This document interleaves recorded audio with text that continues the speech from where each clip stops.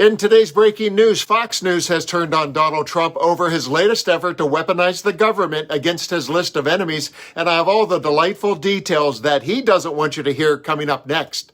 Specifically, I'm talking about Team Trump's indictment of James Comey, which stems from Comey's oversight of the FBI's investigation into ties between Trump's 2016 campaign and Russia and Trump's firing of Comey. Let's pick up the story with the most recent words from both men. First up is Trump saying there's not a revenge list that Comey is on, but there's definitely a revenge list. And then I'll have the surprising betrayal from Fox. Now that James Comey has been indicted, who is the next person on your list in this retribution? It's not a list, but I think there'll be others. I mean, they're corrupt. These were corrupt, radical left Democrats. Because Comey essentially was he's worse than a Democrat. I would say the Democrats are better than Comey. President Trump, are you worried now that the next time there's a Democratic president, they will indict your FBI director or people in your administration? That's what they tried to do, right? They did it with me. For 4 years, they went after me. They went after me for 4 years, and that doesn't include the 4 great years that we had in the White House. So when I ran it from, 2016, when we won, it began before I got to office. You know that. Wait a minute. Before I came to office, I started hearing rumors about Russia. I said, what the hell do I have to do with Russia? Nothing. And then it got worse and worse. And some of the fakers, not you, but some of the fake news picked it up and they loved it. And we went through a long time with that. And despite that, we had a great first term. My family and I have known for years that there are costs to standing up to Donald Trump. But we couldn't imagine ourselves living any other way. We will not live on our knees. And you shouldn't either. Somebody that I love dearly recently said that fear is the tool of a tyrant, and she's right. But I'm not afraid, and I hope you're not either. I hope instead you are engaged, you are paying attention, and you will vote like your beloved country depends upon it, which it does. My heart is broken for the Department of Justice, but I have great confidence in the federal judicial system, and I'm innocent. So let's have a trial and keep the faith. With context established, here's Fox News pouring cold water on the flames that Trump is trying to fan. Usually it only takes one data point for me to lead with a Fox betrays Trump narrative, but today it's an embarrassment of riches as 3 contributors to the propaganda channel have decided not to apply any shine to this gold-plated turd. Let's not mince words here. I say this as a former Justice Department reporter. This was completely and totally orchestrated by President Trump.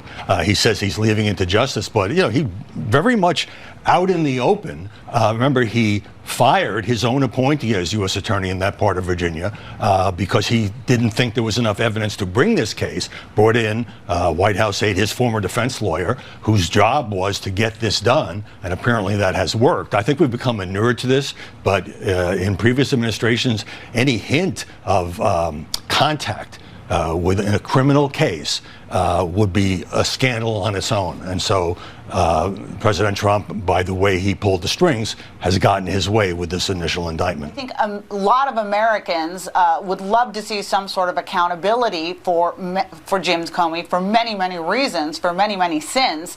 I'm not sure this particular charge is the way to go about it, in part because I'm not sure it's actually going to stick in the end, and that's going to leave a lot of disappointed people too. Andy can probably jump into the legality even more, but this is potentially a problematic prosecution.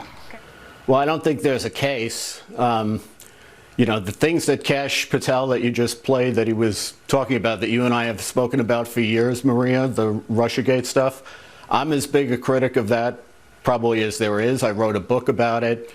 I think it was a disgrace, and history will remember it that way. This indictment is not about that, and it seems to be premised on something that's not true, which is that McCabe said that Comey authorized him to leak to the Wall Street Journal. If you look closely at what McCabe said was that he directed a leak to the Wall Street Journal and told Comey about it after the fact.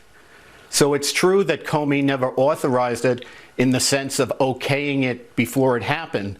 So I don't see how they can make that case. What this case is about is Comey is accused of lying because what Ted Cruz said, and this, yeah, right, and what Cruz said, and I think this was just a garble on his part, was that Comey authorized McCabe to orchestrate the leak. And what the Inspector General found, and this isn't even just what the Inspector General found, this is McCabe's own version of events. Right. McCabe said that he directed the leak, and he told Comey about it afterwards. Now, they have a dispute about what exactly McCabe told Comey afterwards and whether Comey was approving or disapproving of it. But the charge is that Comey authorized the leak, and he didn't authorize the leak. So it appears that Trump is fighting against the odds on this one, so surely he has assembled a crack team to defend his honor, right? Think again. Kyle Clark just posted, Lindsay Halligan, the newly installed U.S. attorney prosecuting James Comey at Trump's direction, is an insurance attorney and Miss Colorado finalist. She has never prosecuted a case. You know what Halligan's one qualification is? She said yes to carrying out revenge against Trump's list of enemies. For a dictator, loyalty is the most important qualification, and actual qualifications just don't matter. Of course, he has a long list, and Comey just happens to be the next name on it. Donald Trump is a tiny, unhinged, vindictive man. I know that, you know that, and everyone at Fox News knows that. They can't use those words, but them saying this case is problematic because Trump is pulling strings speaks volumes when you consider the source. And in the interest of fair and balanced reporting, I'll give Trump the final word. I've always been thin-skinned. I've been thin-skinned from day one.